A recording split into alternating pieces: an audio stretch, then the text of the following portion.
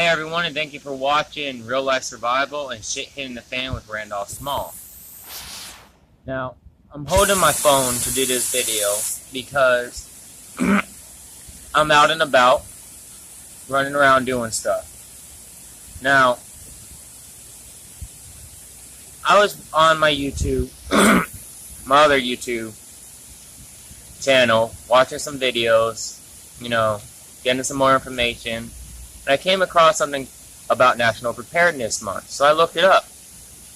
Now, I didn't know this, but since 2004, September has been National Preparedness Month, which pretty much means, prepare for disasters and stuff like that. A lot of people don't want to, do that because a lot of people don't know. But that's also because the media doesn't want people to be prepared because we're easier targets if we're not prepared. Their whole goal is to make us easier to, be taken over by an enemy nation or something like that, or for us to have a hard time surviving during disasters, because they want to control us. So, keeping that in mind, I figured that, I'm going to discuss National Preparedness Month type stuff. Just tell you, some stuff you need to get and how to get ready for it. And I'm also going to discuss, stuff like, what happens if we lose our grid and stuff like that, nuclear power plants, the possibility with those. So, if you like what I have to say in this video, hit the ground running and subscribe. Alright? Now, let's start. So, like I said, September is National Preparedness Month, which means it's designed for us to prepare for worst case scenarios. Now, some of the best things to do in order to prepare is to buy canned foods, develop your bug out bag, which I have a video on bug out bags, and, to find a place to go during a disaster or national emergency. You want to find a place that's far enough away from nuclear power plants and stuff like that, because if we end up losing the power grid in certain areas and they can't maintain the nuclear power plants and the fuel cell rods, they're going to overheat, and that's going to cause nuclear explosions. You don't want to be within the range of a nuclear explosion from a power plant, because, like Hiroshima and Nagasaki have proven, nuclear bombs and nuclear explosions are bad.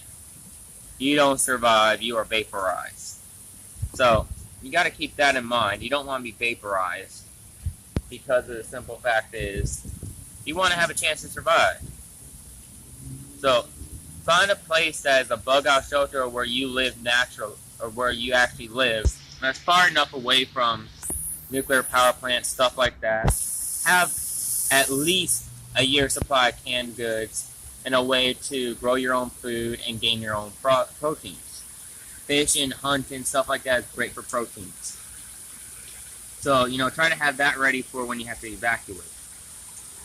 Well, not just that, but you also want to make sure that you have enough food and water for everyone in your group, and make sure you have iodine tablets, just in case a nuclear power plant does go up. You could be prepared for the fallout. Now, as you can hear so far, I'm focused on the nuclear power plant issue, mainly.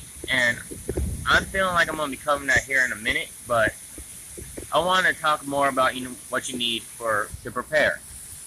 Now, when Hurricane Irma hit Florida, not very many people were prepared. In fact, a lot got on planes and flew out. You can actually look up maps on, how many planes were flying out of Florida, yada, yada, yada, stuff like that. And you'll see a lot did. Mainly from the south part of Florida. Now, those of us that were up in the central part, we prepared for at most a couple of weeks here, a couple of weeks there.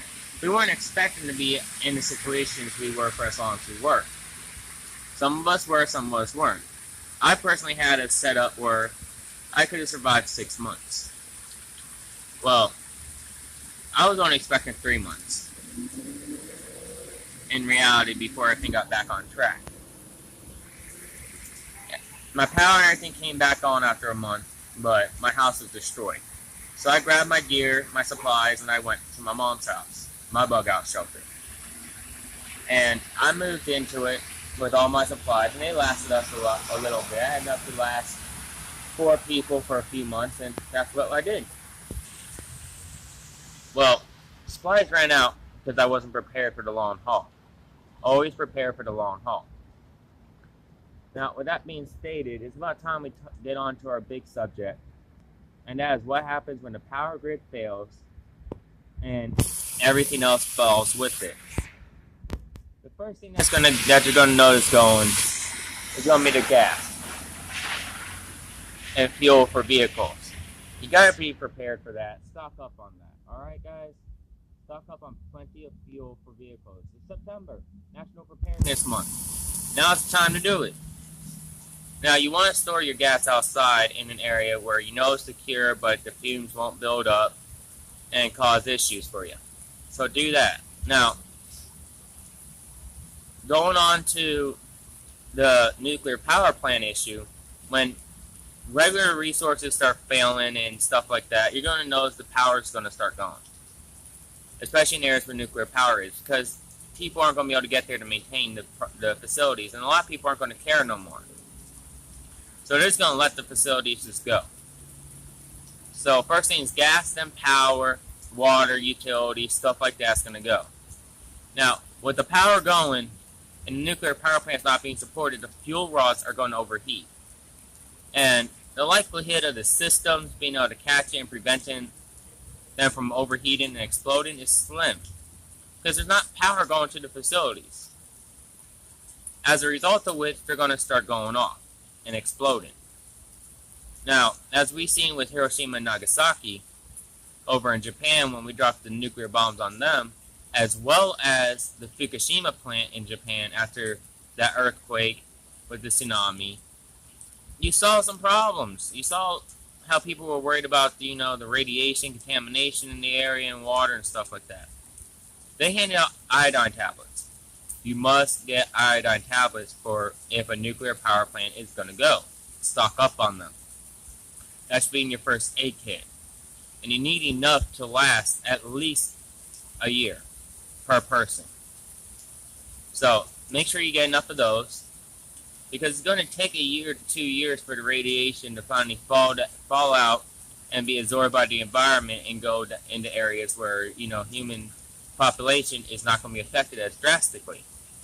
But the mushroom clouds during the explosions will cause about, depending on how many nuclear fuel rods they have, about a 20 to 30 mile range. And I'm just giving it that extreme range, because you'd never know. Now, most nuclear explosions have a 3-mile blast range where you're guaranteed to die. And then after that, it's just fallout, and depends on how much fallout there is in your area and how long you have without the iodine tablets. So, you got to make sure that you stay at least 3 miles plus away from a nuclear power plant, just for base. But I would recommend you try to get 30 miles away from it, tops, that way you can be far enough away for your safety. Now, once the fallout begins, you're going to see that the skies are going to be, darker, because the clouds from the explosions and the fires are going to be causing an explosion on the planet. So you want to be prepared for that and be prepared for that long haul. It's going to be dangerous going outside. Get gas masks, suit, contamination suits, stuff like that to wear. And then make sure that they're taken care of and properly maintained and cleaned at all times. So when the nuclear power plants go, you're going to notice that issues are going to arise from that. It's going to be hard to grow food, stuff like that in your gardens, because you're going to be scared that they're going to be contaminated and there's not going to be much sun. So you want to be prepared for that. Now, wind turbines and water turbines and stuff like that to power your house and your supplies is a good idea during a situation like that. You also want to have some solar panels with some solar batteries and generators built up and fully charged for when there's not wind and the water, isn't going as fast. That way you can at least keep yourself decently comfortable. So get as many generators and stuff like that as you can. That way you can be decently comfortable during your bug out situation. With that being stated, I'm going to add on to this topic by simply stating, when the nuclear power plants go, it's going to be pure and utter chaos and anarchy. And it's already going to be chaos and anarchy to start with. So be prepared.